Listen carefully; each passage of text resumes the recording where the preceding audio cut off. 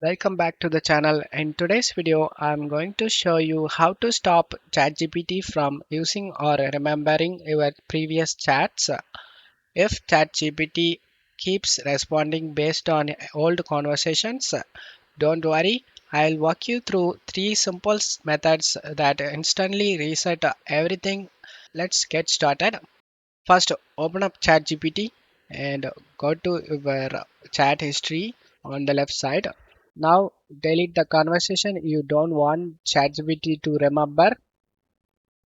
Select the three dot icon and select delete option and select delete. Then just reload the ChatGPT. Once those chats are gone, ChatGPT resets completely because it only uses the current conversation for context.